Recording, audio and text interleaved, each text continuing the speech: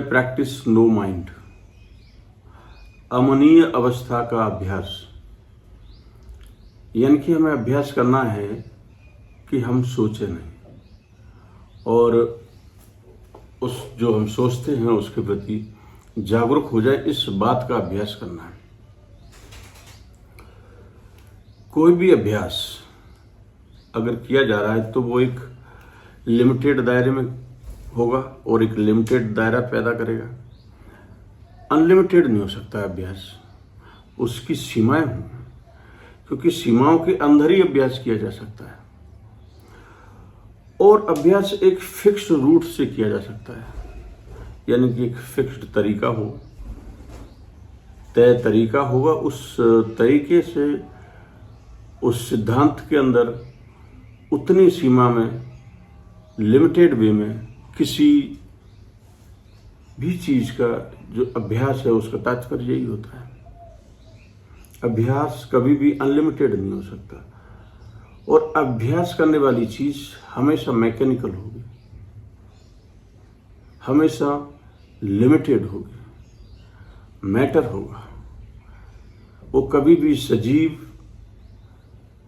चलायमान या जिसके अंदर ऊर्जा है, रिफ्रेशिंग नहीं हो सकती, वो निर्जीव ही होगी।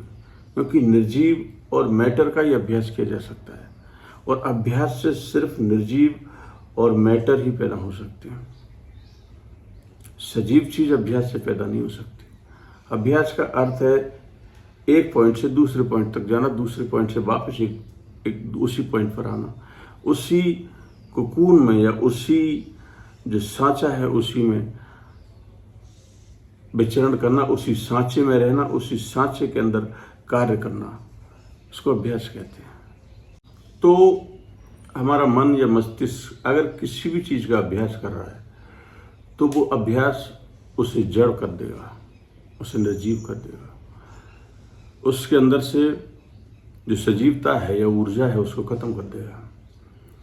अभ्यास का यही प्रकृति, अभ्यास का यही मूलभूत सिद्धांत है, उसका मूलभूत प्रवृत्ति है और प्रकृति है।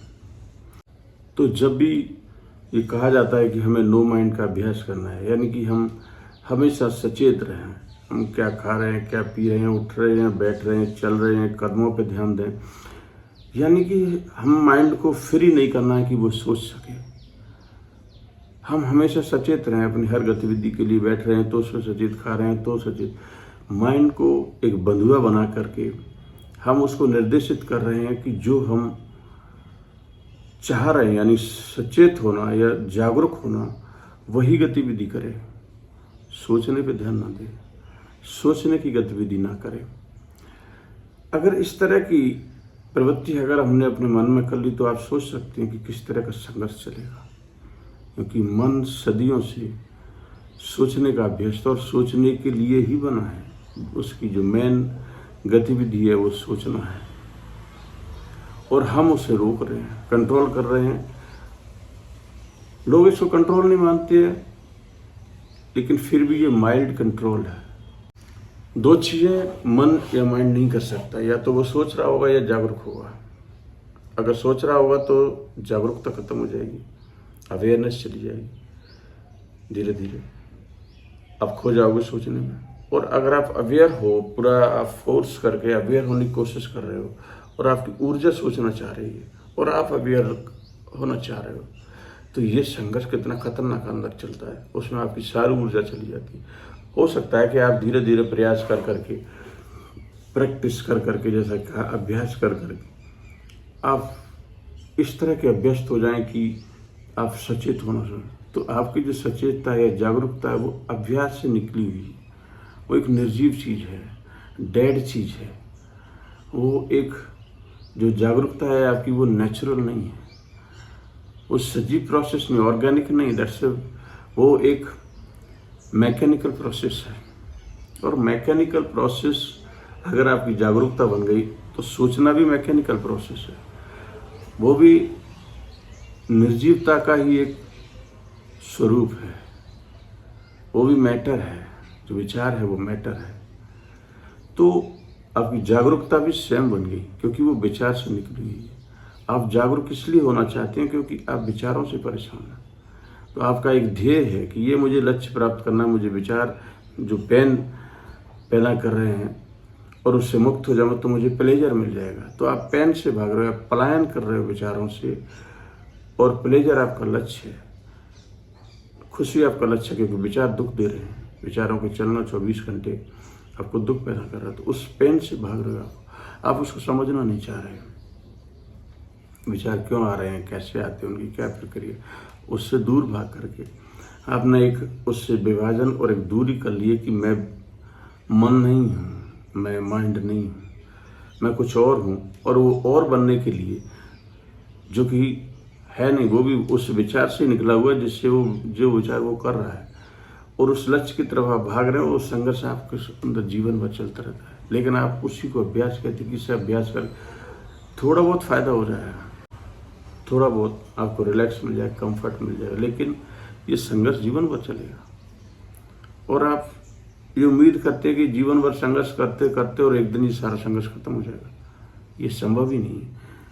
क्योंकि and is what is means, जो आपका साधन है वही साध्य होगा। तो आपका साधन संघर्ष है, कन्फ्लिक्ट है।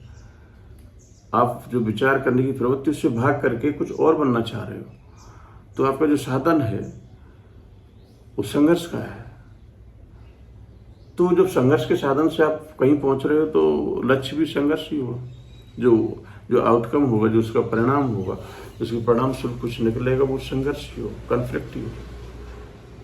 तो आप कन्फ्लिक्ट के रास्ते से कन्फ्लिक्ट ही प्राप्त करोगे, स्टिलनेस या पीस या शांति नहीं।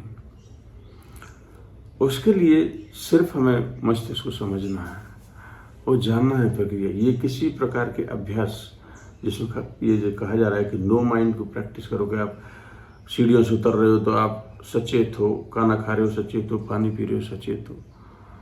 आप 24 घंटे संघर्ष में हो। आपका माइंड सचेत होने के लिए अभ्यस्त नहीं है, उसके पैटर्न नहीं, उसका पैटर्न सोचने का है। लेकिन आप उस पैटर्न से भाग करके उसको समझे बिना और आप अवेयर होने की कोशिश कर रहे हो, नो माइंड प्रैक्टिस कर रहे हो। कोई भी प्रैक्टिस माइंड को मैकेनिकल, डल, निर्जीव, डेड और ऊर्जाहीन बना देगी।